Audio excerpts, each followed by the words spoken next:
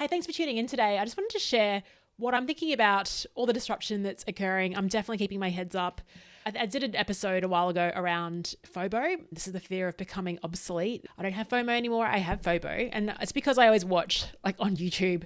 I'm just keeping my head up and just seeing what is coming down our way and trying to be as responsive and using the technology as much as I can. It's a really exciting time, but it's also quite daunting. As I was thinking about the future, I think there's so many uncertainties, but I think there are some things that we can be certain on, I would say with 95%. And I'm only looking out in the future 12 months. So when I'm working with organizations, it's just on 12-month strategies, nothing longer, or a strategy that is going to be responsive to your business, not a 3 to 5 year strategy. Those are no longer relevant. So there's no point looking that far. There is a point in setting a vision and thinking of the identity of the business and even who you want to become. That's fine for a long-term vision, but strategy has to be short and nimble.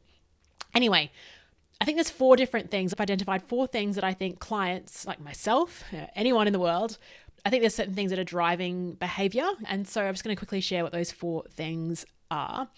The first one is agency. The ability to think that we have some control over our future.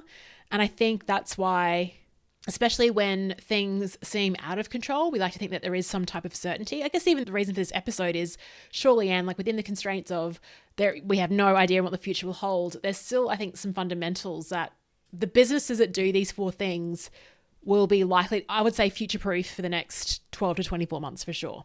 So agency is control over your own destiny, having the ability to choose that freedom. Second thing is convenience. And we've seen this because of one example I gave in my speech is that I'm chronically early to things. And so even when I'm driving along, say to the airport, there's an option for me to not take the toll road because I'm so early, but I always end up taking tolls. Like I just pay for convenience. I pay for Amazon Prime because I want things delivered to my house in 24 hours. Sometimes it's even less than that. It's incredible how they turn things around. I pay for Uber Eats is about convenience. We are in a convenience culture where we want things hyper-personalized and delivered to us as well. So convenience is a big one. The third one is certainty. And this is obviously an evergreen one. We always want to have certainty and be able to predict the future. Now, agencies are really around having control of it. Certainty is I know what's going to happen. And I think that this is, again, like I said, it's an evergreen one. We've always wanted certainty. But I think the more that things shift, the more you want to feel stable on the ground. I guess the nice analogy is while we can go outside, stand on some grass and feel like we're planted in, the earth is still spinning, right? So I think that's a nice analogy is that we want to feel that sense of stability while stuff is going on around us. And like Uber as an example, when it came in, what Uber did, although it was convenient, I think their ultimate selling point was certainty, right? Because back in the day of university, if you remember, you're doing a little pre-drink, someone calls a taxi and you're like, oh, do I get another drink? Will it be here in 5 minutes or will it be here in 30 minutes? Or will it even show at all? Massive uncertainty with taxis. Whereas with Uber, even if you know it's going to be 45 minutes away, you have the certainty it will be there. Like you can track it in real time. And I think that was probably the most disruptive part of Uber is that they were actually selling certainty. And the fourth is connection. Again, another evergreen one, but just fascinating the stats I'm seeing around with AI at the moment. So I saw some research about what people were using AI for in 2024 versus this year. And last year, the number one use case for ChatGPT or AI, and I know ChatGPT isn't AI, but just I'm using those interchangeably, which I shouldn't. But anyway, number one was generating ideas.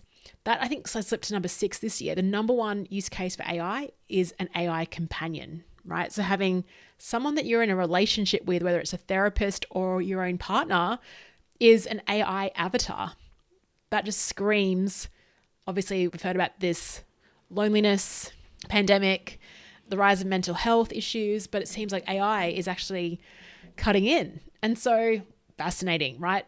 So if you are a business founder or you work in an organization, I'd really be paying attention to, first of all, can you be good at all 4 of these? Like how do you provide agency, certainty, convenience, and connection for your clients or your community?